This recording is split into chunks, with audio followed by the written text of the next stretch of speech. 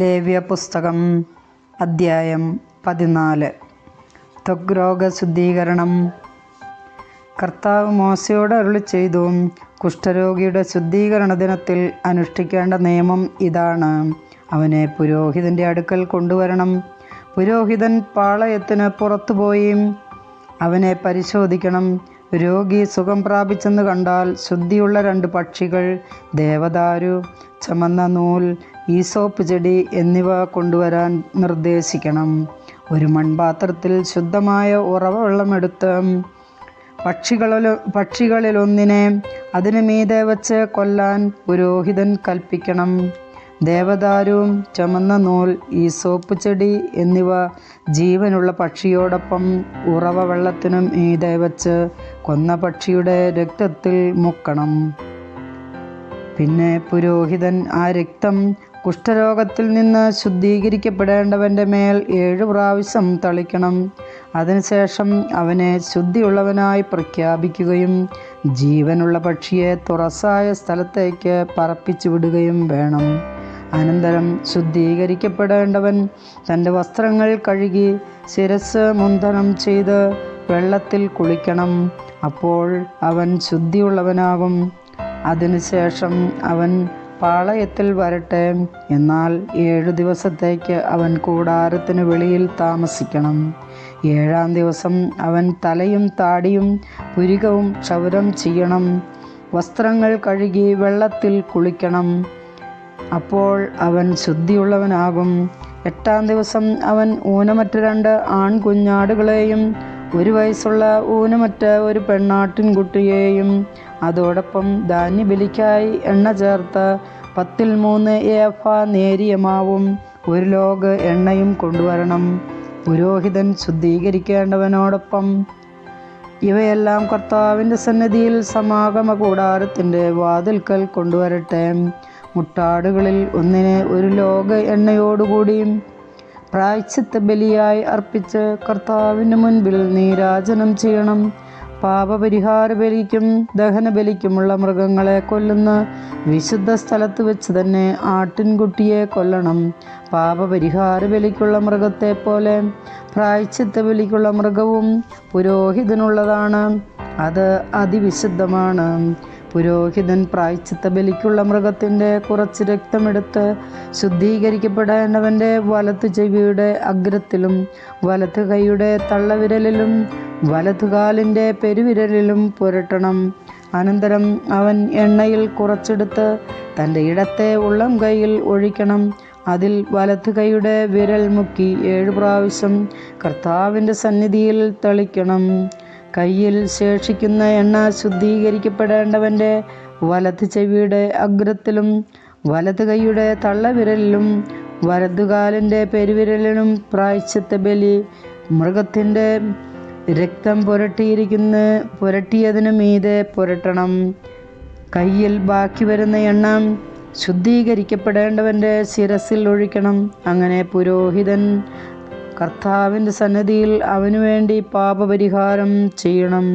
പാപപരിഹാര ബലി അർപ്പിച്ച് ശുദ്ധീകരിക്കപ്പെടേണ്ടവന് വേണ്ടി പാപപരിഹാരം ചെയ്യണം. അതിനുശേഷം ദഹനബലിക്കുള്ള മൃഗത്തെ കൊല്ലണം.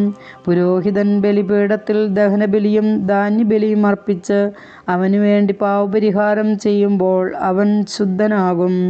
എന്നാൽ അവൻ ദരിദ്രനും അത്രയും കൊടുക്കാൻ കഴിവില്ലാത്തവനുമാണെങ്കിൽ തൻ്റെ പാപപരിഹാരത്തിനു വേണ്ടി പ്രായശ്ചിത്ത ബലിയായി നീരാജനം ചെയ്യാൻ 1 മുട്ടാടിനെയും ധാന്യബലിക്ക് എണ്ണ ചേർത്ത് 10-1 ഏഫ നേരിയ മാവും 1 ലോഗ് എണ്ണയും കൊണ്ടുവരണം. കൂടാതെ അവൻ കഴിവിനനുസരിച്ച് പാപപരിഹാര ബലിക്കും ദഹനബലിക്കും 1 വീതം 2 ചങ്ങാലികളെയോ 2 പ്രാവിൻ കുഞ്ഞുങ്ങളെയോ കൊണ്ടുവരട്ടെ.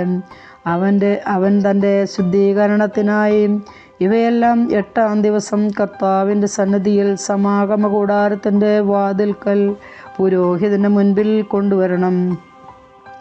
പുരോഹിതൻ പ്രായശ്ചിത്ത ബലിക്കുള്ള കുഞ്ഞാടിനെയും അതോടൊപ്പം 1 ലോഗ് എണ്ണയും കർത്താവിൻ്റെ മുൻപിൽ നീരാജനം ചെയ്യണം. പിന്നെ അവൻ പ്രായശ്ചിത്ത ബലിക്കുള്ള കുഞ്ഞാടിനെ കൊല്ലണം.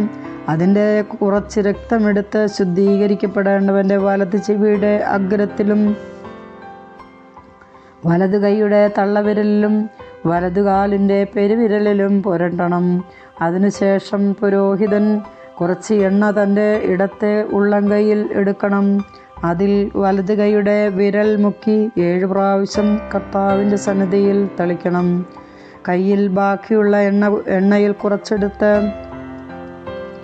ശുദ്ധീകരിക്കപ്പെടേണ്ടവൻ്റെ വലതു ചെവിയുടെ അഗ്രത്തിലും വലതു കൈയുടെ തള്ളവിരലിലും വലതുകാലിൻ്റെ പെരുവിരലിലും പ്രായശ്ചിത്ത ബലിയുടെ രക്തം പുരട്ടിയ ഭാഗത്ത് പുരട്ടണം. ശേഷിക്കുന്ന എണ്ണ ശുദ്ധീകരിക്കപ്പെടേണ്ടവൻ്റെ പാപങ്ങളുടെ പരിഹാരത്തിനായി കർത്താവിൻ്റെ സന്നിധിയിൽ വെച്ച് അവൻ്റെ തലയിൽ ഒഴിക്കണം. പിന്നെ ശുദ്ധീകരിക്കപ്പെടേണ്ടവൻ്റെ കഴിവിനനുസരിച്ച് കൊണ്ടുവന്ന ചങ്ങാലികളെയോ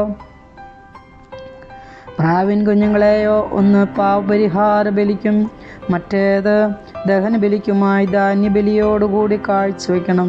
അങ്ങനെ ശുദ്ധീകരിക്കപ്പെടേണ്ടവന് വേണ്ടി കർത്താവിന് മുൻപിൽ പുരോഹിതൻ പാപപരിഹാരം ചെയ്യണം. ഇത് ശുദ്ധീകരണത്തിന് ആവശ്യമായ കാഴ്ചകൾ നൽകാൻ കഴിവില്ലാത്ത കുഷ്ഠരോഗികൾക്ക് വേണ്ടിയുള്ള നിയമമാണ്. ഭവന ശുദ്ധീകരണം. കർത്താവ് മോശയോടും അഹരോനോടും അരുളിച്ചെയ്തു, ഞാൻ നിങ്ങൾക്ക് അവകാശമായി നൽകുന്ന കാനാൻ ദേശത്ത് നിങ്ങൾ പ്രവേശിക്കുമ്പോൾ അവിടെ നിങ്ങളുടെ ഒരു വീടിന് ഞാൻ പൂപ്പൽ വരുത്തിയാൽ വീട്ടുടമസ്ഥൻ വന്ന് പുരോഹിതനോട് തൻ്റെ വീടിന് ഏതോ രോഗബാധയുള്ളതായി തോന്നുന്നു എന്ന് പറയണം. വീട്ടിലെ വസ്തുക്കളെല്ലാം അശുദ്ധമെന്ന് പ്രഖ്യാപിക്കാതിരിക്കാൻ പരിശോധനയ്ക്ക് ചെല്ലുന്നതിന് മുൻപ് അവയെല്ലാം വീട്ടിൽ നിന്ന് മാറ്റാൻ പുരോഹിതൻ കൽപ്പിക്കണം. അതിനുശേഷം പരിശോധനയ്ക്ക് ചെല്ലണം. അവൻ വീട് പരിശോധിക്കണം. വീടിൻ്റെ ഭിത്തിയിൽ മറ്റു ഭാഗങ്ങളെക്കാൾ കുഴിഞ്ഞ് പച്ചയോ ചുമപ്പോ നിറമുള്ള പാടുകൾ പ്രത്യക്ഷപ്പെട്ടാൽ വീട്ടിൽ നിന്ന് പുറത്തിറങ്ങി അത് 7 ദിവസത്തേക്ക് പൂട്ടിയിടണം. 7-ാം ദിവസം തിരിച്ചെത്തി പരിശോധിക്കുമ്പോൾ വീടിൻ്റെ ഭിത്തികളിൽ പൂപ്പൽ പകർന്നിട്ടുണ്ടെങ്കിൽ അത് ബാധിച്ചിട്ടുള്ള കല്ലുകൾ ഭിത്തിയിൽ നിന്നെടുത്ത് പട്ടണത്തിന് പുറത്തുള്ള അശുദ്ധമായ സ്ഥലത്തേക്ക് എറിഞ്ഞുകളയാൻ പുരോഹിതൻ കൽപ്പിക്കണം. അനന്തരം വീടിൻ്റെ അകം മുഴുവൻ ചുരണ്ടി പൊടി പട്ടണത്തിൻ്റെ വെളിയിൽ അശുദ്ധമായ സ്ഥലത്ത് കളയാൻ നിർദ്ദേശിക്കണം. ഇളക്കിയെടുത്ത കല്ലുകളുടെ സ്ഥാനത്ത് വേറെ കല്ലുകൾ വയ്ക്കുകയും വീട് പുതിയതായി തേക്കുകയും വേണം. കല്ലുകൾ മാറ്റി വീട് ചുരണ്ടി പുതിയതായി തേച്ചതിന് ശേഷം പൂപ്പൽ പ്രത്യക്ഷപ്പെട്ടാൽ പുരോഹിതൻ ചെന്ന് പരിശോധിക്കണം. അത് വീട്ടിലെല്ലാം പകർന്നിട്ടുണ്ടെങ്കിൽ അത് അപരിഹാര്യമാണ്. ആ വീട് അശുദ്ധമാണ്. ആ വീട് ഇടിച്ചു പൊളിച്ച് അതിൻ്റെ കല്ലും തടിയും കുമ്മായവും പട്ടണത്തിന് വെളിയിൽ അശുദ്ധമായ സ്ഥലത്ത് കൊണ്ടുപോയി കളയണം. വീട് അടച്ചിട്ടിരിക്കുന്ന സമയത്ത് അതിൽ പ്രവേശിക്കുന്നവൻ വൈകുന്നേരം വരെ അശുദ്ധനായിരിക്കും. ആ ഭവനത്തിൽ കിടന്നുറങ്ങുന്നവനും അവിടെ വെച്ച് ഭക്ഷിക്കുന്നവനും തങ്ങളുടെ വസ്ത്രങ്ങൾ കഴുകണം. എന്നാൽ പുരോഹിതൻ്റെ പരിശോധനയിൽ പുതുതായി തേച്ചതിന് ശേഷം പൂപ്പൽ പടർന്നിട്ടില്ലെന്ന് കണ്ടാൽ ആ വീട് ശുദ്ധമാണെന്ന് പ്രഖ്യാപിക്കണം. എന്തെന്നാൽ പൂപ്പൽ അപ്രത്യക്ഷമായിരിക്കുന്നു. ആ വീടിൻ്റെ ശുദ്ധീകരണത്തിനായി അവൻ 2 പക്ഷികൾ, ദേവദാരു, ചമന്ന നൂൽ, ഈസോപ്പ് ചെടി എന്നിവ എടുക്കണം.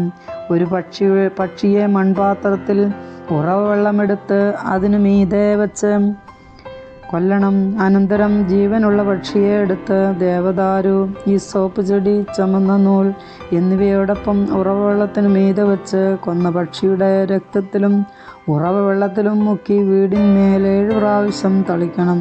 അങ്ങനെ അവൻ പക്ഷിയുടെ രക്തം, ഉറവവെള്ളം, ജീവനുള്ള പക്ഷി, ദേവദാരുവും ഈസോപ്പ് ചെടി, ചമന്ന നൂൽ എന്നിവ കൊണ്ട് വീട് ശുദ്ധീകരിക്കണം. അനന്തരം ജീവനുള്ള പക്ഷിയെ പട്ടണത്തിന് പുറത്ത് തുറസായ സ്ഥലത്തേക്ക് പറപ്പിച്ചുവിടണം. അങ്ങനെ ആ വീടിനു വേണ്ടി പാപപരിഹാരം ചെയ്യണം. അപ്പോൾ അത് ശുദ്ധമാകും. ചിരങ്ങ്, തടിപ്പ്, പരു, പാണ്ട് എന്നീ രോഗങ്ങളെയും വസ്ത്രത്തിലുണ്ടാകുന്ന കരിമ്പൻ, വീടിനെ ബാധിക്കുന്ന പൂപ്പൽ തുടങ്ങിയ പലതരം അശുദ്ധികളെയും സംബന്ധിക്കുന്ന നിയമമാണിത്. ഇവ എപ്പോഴെല്ലാം അശുദ്ധമെന്നും എപ്പോഴെല്ലാം ശുദ്ധമെന്നും ഈ നിയമങ്ങൾ നിർണയിക്കുന്നു. കർത്താവിൻ്റെ വചനം.